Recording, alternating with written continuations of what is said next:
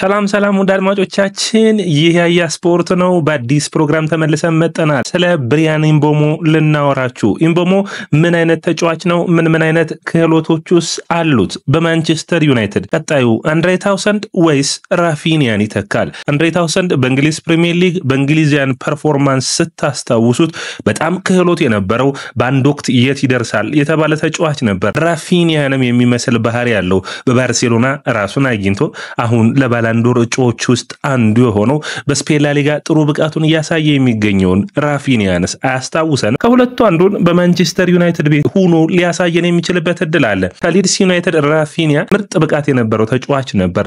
ሌላኛው አንድሬ ታውሰንድም እንደዚሁ ክህሎት የነበረው፣ ነገር ግን ወደ ትልልቆቹ ክለቦች ሲሄዱ የተለያዩ አይነት ባህሪዎችን አይተናል። ራፊኒያ በመጨረሻ ራሱን አግኝቶ በዓለም መድረክ ላይ ጥሩ ብቃቱን በዚህ የውድድር ዓመት አሳይቷል። ብሪያን ኢምቦሞ ከብሬንፎርድ ወደ ማንቸስተር ዩናይትድ ከባድ ሸክም ከባድ ኃላፊነት ይሆንበታል ወይስ የተሻለ ብቃቱን አይተን በዓለም መድረክ ላይ ማንቸስተር ዩናይትድ የነበረውን ገናናነት የሚመልስ ተጫዋች ይሆናል? የሚጠበቅ ነው የሚሆነው። ወደ አድማጮቻችን ይህ ያያ ስፖርት ነው። ላይክ፣ ሼር፣ ኮሜንት፣ ሰብስክራይብ ማድረጋችሁን አትርሱ። የናንተ ላይክ፣ ሼር፣ ኮሜንት፣ ሰብስክራይብ ብዙዎቹ ጋር እንድንደርስ ያግዘናል። ወደ አድማጮቻችን የናንተን አስተያየት ደግሞ እንጠብቃለን። ስለ ብሪያን ኢምቦሞ ምን ታስባላችሁ? ምን አስተያየት ሳላችሁ ኮሜንት መስጫ ቦክሱ ላይ ጻፉልን። ከኢትዮጵያ ውጭ ያላችሁ አድማጮቻችን ጆይን በማድረግ የያያ ስፖርት ቤተሰብና አባል ይሁኑ።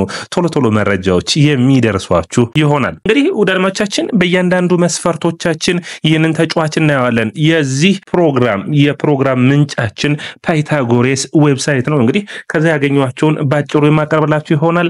የጎል ዕድሎችን በመፍጠር የመጀመሪያው መለኪያ ነው የሚሆነው። ብዙ ተጫዋቾች ጎል ትሬት መሆን ወይም የጎል ዕድሎችን ምን ያክል ያስተናግዳሉ የሚለው ነው። ብሪያን ኢምቦሞ በዚህ የሚደነቅ ሆኖ ይታያል። ከፍተኛ የሆነ የጎል ዕድሎችን የመፍጠር አቅም አለው። 0.35 ነን ፔናልቲ ኤክስጂ ወይም ከፔናልቲ ውጭ ዕድሎችን በ90 ደቂቃ ውስጥ ይፈጥራል።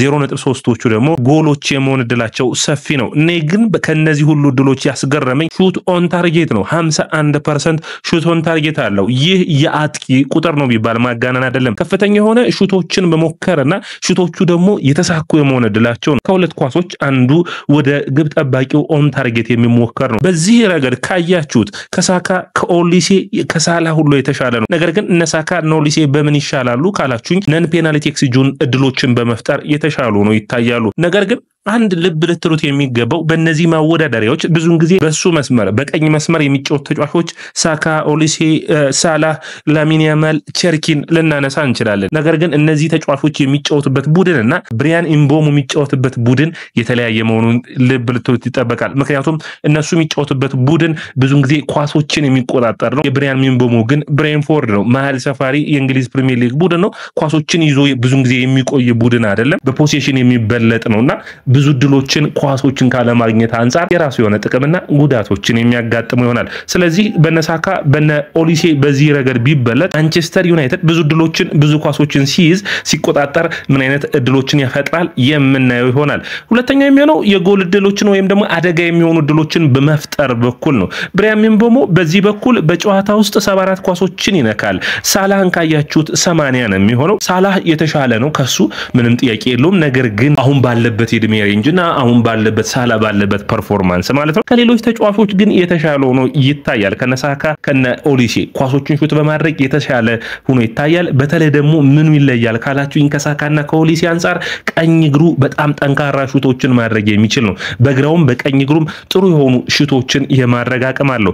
ድሪብል ወይም ደግሞ አብዶ የመስራት ወይም ተጫዋቾችን የማለፍ አቅሙን ካያችሁት ብሪያን ኢምቦሞ በጨዋታ ውስጥ 3.89 ወይም 4 ኳሶችን ድሪብል ያደርጋል። 56% የተሳካ ድሪብሎችን ያሳካል። ከነዛ ውስጥ ደግሞ በ90 ደቂቃ ኳሱን ወደፊት በመውሰድ 2.5 ኳሶችን መውሰድ የሚችል ጥሩ ድሪብል የማድረግ ወደፊት ኳሶችን የመውሰድ አቅም ያለው ተጫዋች ነው። ነገር ግን እዚህ ጋር በሳካና በኦሊሴ በሚገባ የሚበለጥ ተጫዋች ነው ይታያል። ምክንያቱም ድሪብል በማድረግ አቅሙ ድሪብሎችን ሲያደርግ ቅልጥፍና ወይም ደግሞ የያማል አይነት ወይም የቡካዮ ሳካ ማለት እንችላለን። በተለይ ኦሊሴና ያማል ግን በጣም በዚህ አይነት ክህሎት አላቸው። በሚገባ ተጫዋቾችን ድሪብል አድርገው የአንድ ለአንድ ግንኙነቶችን የማለፍ አቅም አላቸው። ቀጥተኛ የሆነ ግን ድሪብል የማድረግ ደግሞ ሚንቦሞ ጋር ታያላችሁ ጠቃሚ የሆኑ ድሪብሎችን ነው የሚያደርገው ኤክስትራ ታች የምትሉት ኳሱን ይዞ በመቆየት ደጋፊን የሚያናዳ አይነት ብቃት የለውም ጠንካራም ጎኑ ሆኖ መነሳት የሚችል ነው ድሪብል ለማድረግ አቅሙ የመከላከል አቅሙ ሲታይ ከሌሎች በጣም በብዙ ልዩነት የተሻለ ሆኖ የሚታየው ብሪያን ምቦሞ በመከላከሉ ረገድ ነው በጨዋታ ውስጥ 5 ጊዜ ኳሶችን ተከላክሎ ወደ ኋላ ተመልሶ የማስጣል አቅም አለው የተሳካ የአንድ ለአንድ ግንኙነቶችን የማሸነፍ አቅሙ ካያችሁት 70% ይደርሳል ይህ ከፍተኛ የሆነ ከመስመር ተጫዋቾች ቁጥር ነው ኳስ በጨዋታ ውስጥ ሁለት ኳሶችን ማቋረጥ የሚችል ነው በዚህ ካያችሁት እንግዲህ በመከላከሉ ረገድ ቡካዮ ሳካ ለአርሰናል የሚሰጠው ሚና አይታችሁ ከሆነ በጣም የተለየ ነው ምክንያቱም አንደኛ ትልቁ ምርጫ የሚያደርገው ማይክል አርቴታ ማርቲኔሊና ቡካዮ ሳካ ወደ ኋላ ተመልሰው እንዲከላከሉ ነው ይህ ተጫዋች እንደዚህ አይነት ክሎት አለው ወደ ኋላ መመለስ በጣም ጥሩ የሆነ ክሎቱና የመደረብ አቅሙ ጥሩ የሚባል ነው ነገር ግን አንዳንዴ ከተጫዋቾች ጋር ተደረቦ ሲጫወት ትክክለኛ ያልሆኑ ፋውሎችን ይሰራል ወይም በቀላሉ የሚገኙ ፋውሎችን ይሰራል ቢጫ ካርድ ቀይ ካርድ ሊያሰጡ የሚችሉ ከግዴለሽነት የሚመጡ ፋውሎችን ይሰራል ይህንን ማሻሻል የሚጠበቅበት ይሆናል በፈጣን ተጫዋቾች ከሆኑ ያልፉታል በአካል ብቃት ረገድ ከሱ ደከም ያሉ ከሆኑ ግን በቀላሉ ድሎችን የማምከን ብቃት አለው ያ ጥሩ የሚባል ክህሎት ነው ስለዚህ ለማንቸስተር ዩናይትድ በተለየ መልኩ ተጫዋች የሚሰጠው ከዚህ በፊት ራሽፎርድ አንቶኒ ጋርናቾ የማይሰጡትን ወደ ኋላ ተመልሰው በሚገባ መከላከል የሚችል ነው ድሎችን በመፍጠር በኩል ብሪያን ምቦሞ በጨዋታ ውስጥ አሲስት የማድረግ አቅሙ 0.2 ነው ኤክስፔክትድ አሲስቱም ተቀራራቢ ነው 0.56 ደግሞ የሆነ ወይም በጨዋታ ውስጥ 0.5 ፓስሩ ተጫዋቾችን አልፎ የሚሄድ ኳሶችን ማቅረብ የሚችል ነው በዚህ በኩል ቸርኪ በኦሊሴ በሳላ ይበለጣል ነገር ግን ቀድሜ እንደነገርኳችሁ የብሬንፎርድ መጫወቱ ለዚህ ይዳርገዋል ምክንያቱም እድሎችን መፍጠር ኳሱን ሚዝ ቡድን ነው ብዙን ጊዜ ብዙ እድሎችን የሚፈጥረውና በዚህ በኩል ደከም ብሎ የሚታይ ይሆናል ይህ በማንቸስተር ዩናይትድ ቤት ሊያሻሽለው የሚችለው ይመስለኛል ማንቸስተር ዩናይትድ የተሻለ ኳሶችን የማዛቀም ስላለው ኳሶችን በማሻማት ወይም ደግሞ ክሮስ የማድረግ አቅሙን ካያችሁት ብሪያን ምቦሞ በጨዋታ ውስጥ 3 ኳሶችን ያሻማል የተሳካ የመሆን አቅሙ ደግሞ 31.8% ነው ኦልሞስት ወደ 32% ነው ይህ ጥሩ የሚባል ነው ከሚያሻማቸው 3 ኳሶች ውስጥ አንዱ ትክክለኛ ቦታው ላይ የመድረስ አቅም አለው በዚህ በኩል ከሳካ ከኦሊሴ የተሻለ ሆኖ ይታያል ነገር ግን መካከለኛ የሚባል ነው የቡካዮ ሳካ ኳሶች በተለይ በአርሰናል ቤት ካይታችሁ ከሆነ ኮርኖችን የሚያሻማው እሱ ነው በኳስም በማሻማት አቅሙ ጥሩ የሚባል ነው ይህ አቅሙ መሻሻል የሚችል ነው በተለይ ዳይሬክት የሆኑ ክሮሶችን ማሻሻል የሚጠበቅበት ይሆናል የተለያየ ጥሩ ቴክኒካል ብቃት አለው ሹቶ ክሮስ የሚያደርግበትን አቅም ካያችሁ ቴክኒካሊ ጥሩ የተለየ ብቃት እንዳለው የሚያሳይ ነው ከተጫዋቾች ጋር የመጣመር አቅሙን ካያችሁት ዳይሬክት ዊንገር እንጂ ይሄ በ10 ቁጥር ሚና ምንም እንኳን ኢንቨርትድ ዊንገር ይሁን እንጂ በ10 ቁጥር ሚና መጥቶ የመቀየር አቅም የለውም ስለዚህ ይህንን ክሎቱን ማሻሻል ይጠበቅበታል በጨዋታ ውስጥ እንግዲህ ምቦሞ 29 ኳሶችን ፓስ ያደርጋል ከነዛ ውስጥ 74% ነው የተሳካ የሚሆኑት ይህንን ማሻሻል የሚጠበቅበት ይሆናል ከዛ ውጭ 7.6ቶቹ ደግሞ ወደፊት ኳሶቹ የሚጠጉ ናቸው የሚሆኑት ሳላህ በዚህ በኩል በጣም ጥሩ ፐርፎርማንስ ያለው ተጫዋች ነው ስለዚህ ብሪያን ምቦሞ በዚህ መስመር ላይ የሚጫወት ከሆነ በተለይ በዩናይትድ 3-4-3 አጫዋወት ውስጥ ከአማድ ዲያሎ ጋር ቢሰለፍ የተሻለ ጥምረትን ይፈጥራል አማድ ዲያሎ መስመሩን ጠብቆ ምቦሞ የሚጫወትለት ይሆናል ትክክለኛ ኢንቨርትድ ዊንገር የመሆን ወደ ሳጥኑ እየተጠጋሹቶችን ካርላ አርጎ በማስቆጠር ጥሩ ፐርፎርማንስ ያለው ተጫዋች ሳይሆን መስመሩን ጠብቆ መስመሩ ላይ ስፔሶችን አግኝቶ ሩጫዎችን ለማድረግ የተፈጠረ የሚመስል ተጫዋች ነው ያ ጥሩ ክህሎቱ ሆኖ ይታያል ከዛ ውጭ ጥሩ የሆነ ጨዋታን የመረዳት ብቃት እንዳለውም እዚህ ጋር ለበለትሉልኝ ይጠበቃል የአየር ላይ ኳሶችን አጠቃቀሙን ካየን ጥሩ የሚባል ፐርፎርማንሱም አሉት ደካማም ሆነው የምታዩት አሉ አንደኛ በጨዋታ ውስጥ በአየር ላይ ኳሶች 2.32 ኳሶችን ነው ከነዛ ውስጥ 30%ዎቹ ነው የሚጠቀም ቁመቱ አጠር ማለቱ ለዚህ ይጎደዋል ከዛ ውጭ ግን በአካል ቅርጹ ረገድ በጣም ለአየር ላይ ኳስ ጥሩ የሚባል ነው ማለት ፊዚካሊ በጣም ጠንካራ ከሚባሉ ተጫዋቾች ውስጥ አንዱ ነው ነገር ግን ኳሶችን ያገኘበትን በሚገባ አይጠቀም ይህንንም ማሻሻል ይጠበቅበታል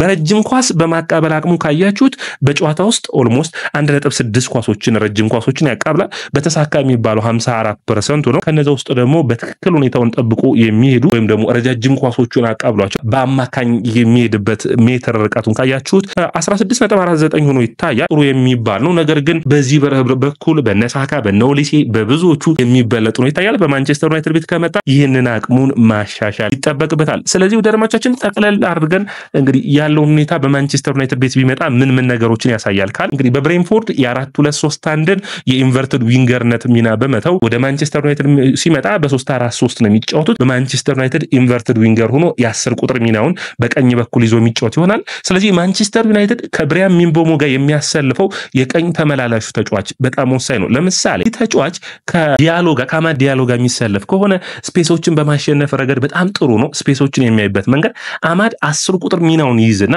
ሚንቦሞ የተቀያየሩ ኢንቨርትድ ዊንገርነቱን ሚናውን የሚጫወቱ ይሆናል። ለምሳሌ አማድ ዲያሎን አሰልፎ ፓትሪክ ዶርጉን ወደ ኋላ የሚመልሰው ከሆነ ዶርጉ 3-4-3 እንኳን ቢሆን አጫወታቸው ማንቸስተር ዩናይትድ በቀኝ በኩል ሲያጠቃ ዶርጉ ይመለስና አራት ተከላካይ ያደርጋቸዋል ተከላካዩ። ስለዚህ አማድና ሚንቦሞ በጣም የተሻለ የማጥቃት ክፍልን ይመሰርታሉ። አሁን እዚህ ጋር መነሳት የሚጠበቅበት ምንድነው?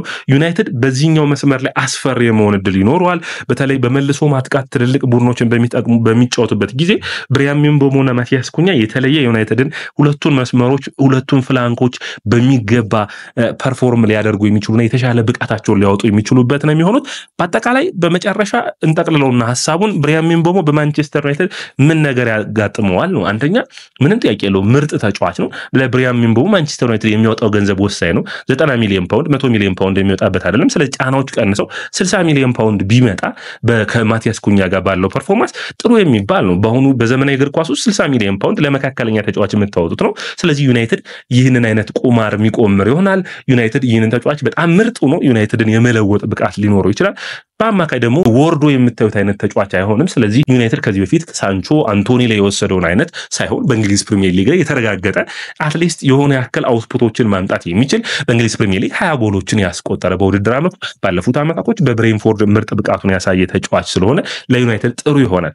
ጥንካሬውና ደካማ ጎኑ እስካሁን ያወራናቸውን ስንጠቀልለው አንድ ግንኙነቱ ጥሩ የሚባለው ድሪብል አድርጎ የማለፍ አቅሙ፣ አጨራረሱ ጥሩ የሚባለው በቀኙም በግራው መጨረሱ፣ ከዛውጭ ጥሩ ኳሶችን ያሻማል። ሌላኛው ግን በዩናይትድ ቤት ለውጦችን የሚያመጣ ዩናይትድ ከነበሩት መስመር ተጫዋቾች አንጻር በጣም የተሻለ ወርክ ሬት አለው ወይም ደግሞ በጠንካራ ሰራተኝነቱ የማይታማ ነው። ስለዚህ ዩናይትድን የሩበን አሞሪም ምርጡ ተጫዋች የመሆን አቅም አለው ብዬ አስባለሁ። በወርክ ሬት ካያችሁት እንዲሁም ከማቲያስ ኩኛው ላይ የተሻለ ሆኖ ይታያል። ስለዚህ ዩናይትድ ቤት ትልልቅ ለውጦችን ያመጣል። ታማጎኑ አሁንም ቢሆን የአየር ላይ ኳሶችን አጠቃቀሙ ከአየር ላይ ኳሶችን የማሻማትና የአየር ላይ ኳሶችን የሚሞክርበት ብቃቱን ይሄንን ማሻሻል ይጠበቅበታል። ረጃጅም ኳሶችን ፔኔትሬት አድርጎ 10 ቁጥር ሚናነት የመስጠት አቅሙን ማሻሻል ይጠበቅበታል። ከዛ ውጭ እንግዲህ ራሱን ማሻሻል የሚችልበትና ወደ ዩናይትድ መጥቶ እንዴት ፈተናዎችን ያሸንፋል የሚለው ትልቁ ጥያቄ ይሆናል።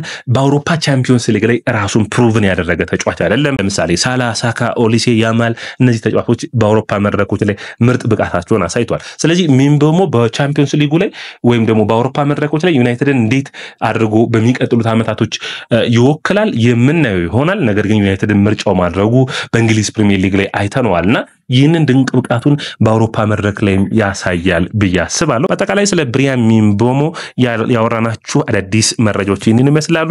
ወዳጆቻችን ላይክ፣ ሼር፣ ኮሜንት፣ ሰብስክራይብ አድርጉ። ይህንን ተጫዋች በዩናይትድ ቤት ምን አይነት ብቃቱን ያሳያል ብላችሁ ታስባላችሁ? ኮሜንት መስጫ ቦክስ ላይ ያሳውቁ። ይህ ያያ ስፖርት ነው። ላይክ፣ ሼር፣ ኮሜንት፣ ሰብስክራይብ ማድረጋችሁን አትርሱ።